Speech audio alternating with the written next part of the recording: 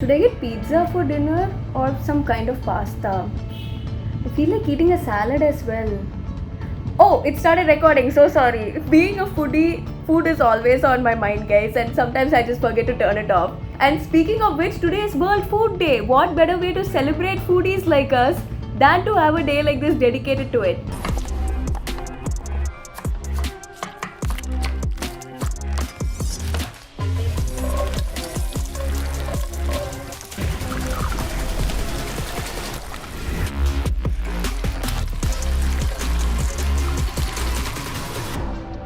And speaking of foodies, we are interviewing someone very special for Wiki Talks today, none other than Srithi Satish, who is the founder of Plate Gaali, a very popular Instagram page and also YouTube channel in which she talks about food reviews, just tastes different foods all over Chennai and Vellore and gives us an honest opinion about them. She was also one of my best friends at college, and she actually studied journalism with me and went on to do her MBA, but then totally diverted from that path and is now doing food reviews as well as a bit of digital marketing. So, without any further ado, let's just start speaking to her, where we'll come to know about how she started the page, how it all began, the most satisfying and most impactful video she ever shot, as well as a bit about where we are headed, a bit about paid reviews, all the fake side of social media and everything, as well as what happens to food. Should you waste food at any point, even while recording reviews like this and everything? And how much of it can be believed? Like, is it authentic to watch reviews like this, and where we are headed in the future? So, definitely stay tuned to know all about this and much more.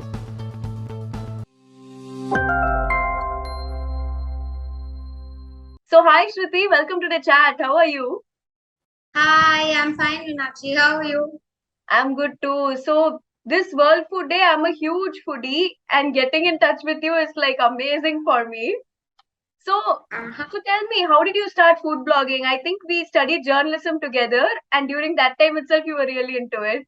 Yes. So basically, I started food blogging when I was like really wandering around in Chennai because Oh, weekends like we didn't have anything much to do and we were just like going around eating food.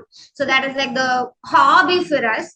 So I was just doing that and suddenly my amma came and told me like, why don't you start doing? right. And my cousin and I started this page together like random because we both used to go around eat and like have places bucket listed together on the Mari Yeah. and that started off to food blogging and later on we were like first we had no clue of what we had to do when it is food blogging on Instagram. So I just like used to click pictures and I used to write also, right? Like being a journalism Okay. student, I used to write also. So later on it became like okay, you will have to, this is how you will have to, like this is how you will have to do food blogging is what we learned. And apade, like my cousin, like she apade left the page and it was me who was handling it after that. Later on the it was like it is 3 4 years since I started food blogging, and the start of that and the period now, the phase which is now there, it is like it has like very much difference, like if we think now. Right. So that time it was mostly pictures and Mhm. content like where we type and put and people read and like and all that stuff. Now it is mostly about videos, reels, Yeah. trending Stories. audios and stuff, memes and stuff. Yeah, Yeah. stories and reels. So that is what it has become, like a video platform more than a picture platform, Yeah. Instagram.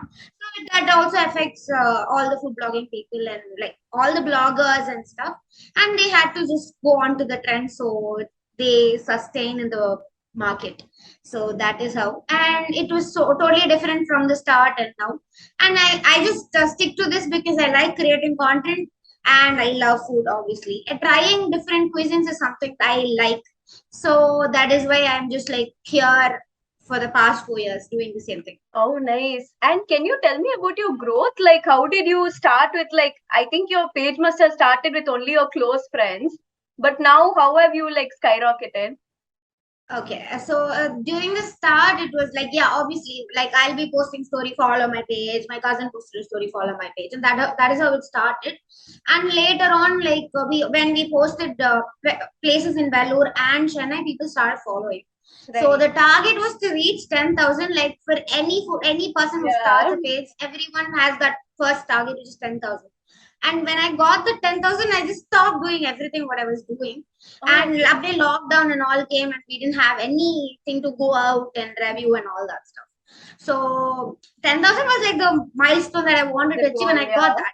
Yeah, adukapram I didn't like do anything. And later on, now I am like more into the social, freelancing, social media, content writing, and all that stuff. Where this has like subsided and all. So I'm like focusing on this as well. So this is like a very good platform, and future there's like very good scope for food blogging in the food blogging in the industry. So that's like I shouldn't leave this, because this is something that made me start everything right. So other day I'm catching a hold on.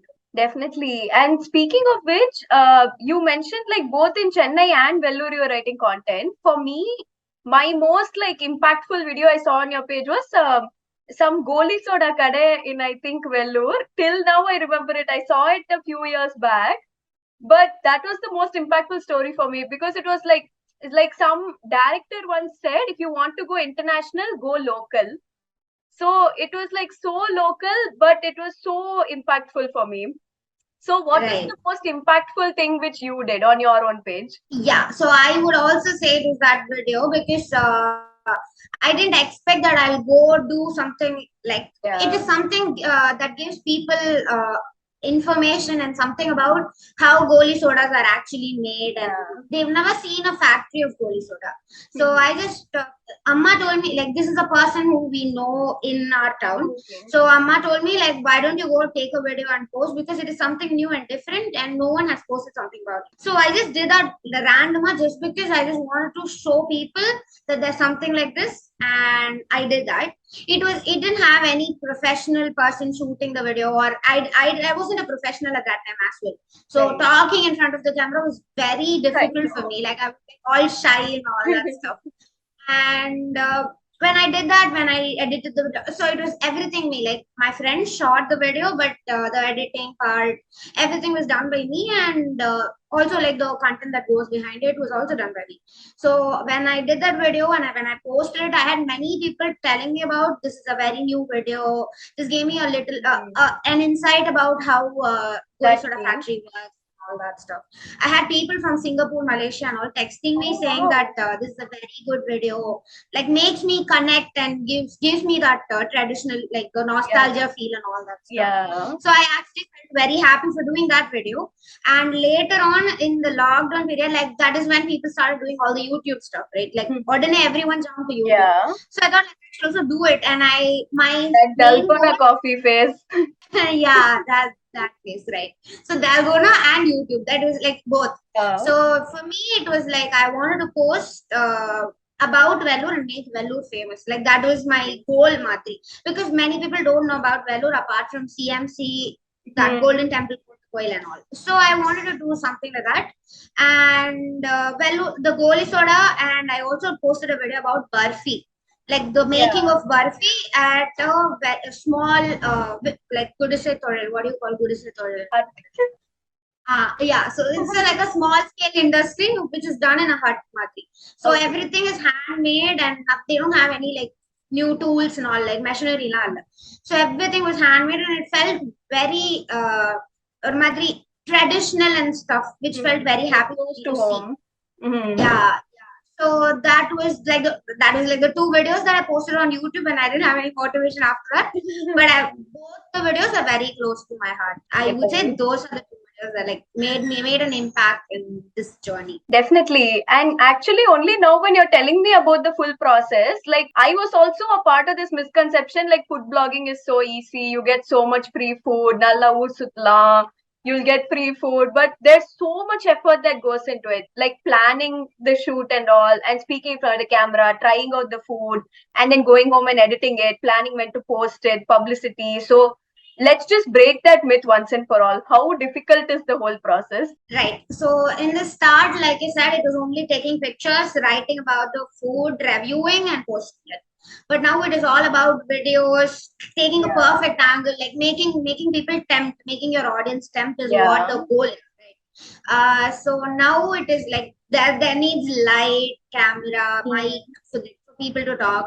Also, Yeah. the person who's talking shouldn't be shy and all that. Everything required. And like starting and all, when we just go drink some tea, we click a picture and post. But it is not like this now. Even if it is a tea, normal, if it is a street side, like roadside kadala irukka tea also, they make it a content and they post it, because that is what they need, like the reach, the share, save, all that stuff. So it is very difficult. And also, yeah, myth in I just get this in my head, saying like people think food free, and you told it. Food is like free. When I started it, I didn't know that food free and all they give. So when we got like a first message, I and my cousin, hey, free of food is there already. Very, very happy. Like, why are they giving free food? That was a question, but we were also like skeptical if they'll be giving us free food or if they'll do something. But they not we were thinking. We actually got a collaboration from 4 Points in Chennai in the start itself. Because that phase where there weren't many people and all. It is like very few people, and they had like they chose everyone. So I was afraid if it was true and like, oh, if it was fake and stuff, because the mail that we got was unprofessional. So we didn't want to go and like attempt it. So we just left it. Aprama, we knew that it was true, and it was actually true. I was like, "Yo, spend it on me." So yeah, That's the collaboration. and because I was afraid. What is it like hotel and all that stuff? Yeah. So I didn't know if it was true and all. But Anna, it was actually true. Anna, okay, fine, okay, then cool. Like, yeah, so the myth is people think that they get free food and adanala they post it is good and stuff, but it is not like that. If if I like, you will not like some food. It is like that. It works like that.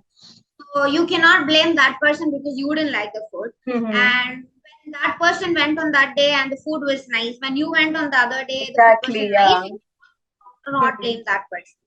And people also pay, and like, I mean, people get paid for the collaborations and the videos, because this is also a profession in this current market, because they're going to promote a particular brand. And for me, even if I am a consumer, or even if I'm not a food blogger and I'm a consumer, from that part also, I will say this is a profession and you can charge money. Because you're using your time and efforts to shoot a video, to edit a video, to talk, and to do everything which is actually going on there, and it consumes your time as well. So charging, food bloggers charging is not a mistake. And people can do that. Definitely, you're putting in the effort. Yes, that is also a profession actually. So Chennai and now in Tamil Nadu, it's just growing. It's just in the starting phase. But if you look at in North India, Delhi and all, people have their own studios just to create content, just to shoot videos and post. And people do it like a full-time profession. So they have interns working for them as well. So that is how it works in North India and all. And I just feel like Chennai and Tamil Nadu is just growing in this part of it, of food blogging and like blogging on the whole. But I would say like people can charge, and this is a profession. That is like the point, I would say. Definitely. And actually, speaking of the paid part, like even I'm guilty of doing this since I love reading. One of the companies I work for is like a book publishing company. So there we read a lot of books and review it. One author offered me a lot of money and they told me, I know my book is horrible, but give one fake review, like a paid review. So just for the money, I also ended up doing it. I think many people end up doing it. But have you ever given like a fake paid review anytime? I haven't given a fake paid review, but I would. So if I'm getting paid, and obviously the restaurant or the cafe would not want their bad, like the negative points to be published. So I would actually tell and talk to the chef or the manager of that particular restaurant and cafe. I will ignore and I'll not write about the particular shop. I mean the food or something. Or I would give like a very lesser number of stars. Like obviously, if I didn't like the food, I'll give it 3, right? So you'll have to understand. I'll not give it a content like I'll not give it a description saying that this wasn't nice and all, but I would do that. I would not give 5 on 5. Obviously, I'll not do that. Okay, then it's just me.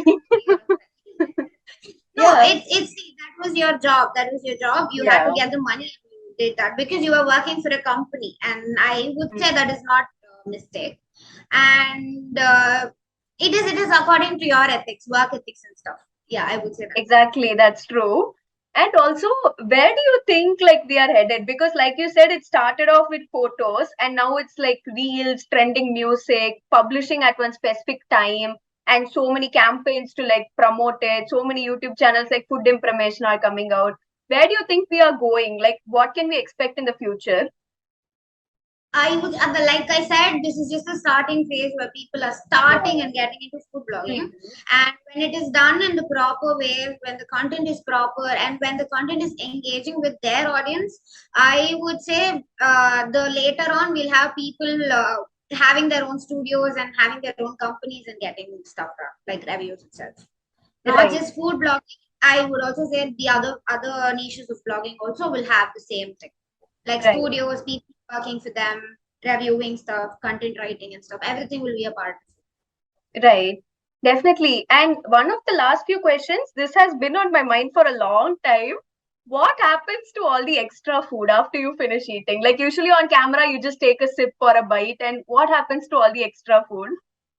I can say from my experience, so when we'll be invited for food bloggers meet and all by restaurants, like it'll be like a 5-6 pages coming together and stuff, people coming together. So even then we'll have food leftovers and stuff. I personally don't like wasting food, so I will tell them to pack and give that to me. I will take them and give it to someone who's working for me, like maid akkas and stuff. அவங்களுக்கு இல்லாட்டி I also give it to people who are in need. Like when I come across someone, I would give them. I would prefer not wasting food, and this is what I usually do. Right. If the food is like very horrible, I'll not like, okay, you have. Maybe give it to some street dogs or something. Yeah. Obviously, they'll throw it out when they're taking back it into the kitchen. They're not going to eat it, so they're gonna throw it out. So I just take it out. I'll give it to people. Exactly. And final question, like, what is your message to other people? Like people who want to follow their passion, be it food blogging or freelancing or book publishing, any person who wants to break out of the stereotype and go follow their passion like you, what message will you give to them? I would say, I can say them like 3 words: observe, learn, and get things started. Okay, so first observe what other people are doing, like everyone in your niche. Not just your niche, also observe other people in other niches. You will get many ideas for yourself. So there are many types of content, meme content, which food information is doing. Proper food blogging, which people go out, shoot, and talk only about food, and no meme content won't come. And blogging, like audio, not like putting no audios and stuff, just music that goes, that engages with the audience, and the content that comes from the video, like that. So there are many types. So you can just observe other people and learn and find ideas for yourself. Find ideas that match your style of blogging. So for me, I have many people telling that your slang is totally different from other people. Like the content I type, like I have it with Tamil and English written. So people like that, and they tell me this is very nice and stuff. So on the madri, find a style for yourself. So when you observe and learn, you'll find a style for yourself. And when you're starting it in the full-time process, you'll reach very good heights. Definitely. That's about it from my end. Is there anything you want to add on that I would have missed out? Another message that I just want to say, don't waste food. Also, food bloggers don't waste food. So I would just say, you also don't waste food. Order the number of plates that you want and amount of food that you want. And if it is like if it is getting left over, you just pack it out. You can also reheat the next day and eat. It tastes really good. So you can do that, or give it to someone else. So that, yes. Definitely. That's actually a very important message coming out right now, because so much food is going to waste. Despite everyone saying, hey, we are foodies, I love food, I myself waste so much food every day. So that's a very important message.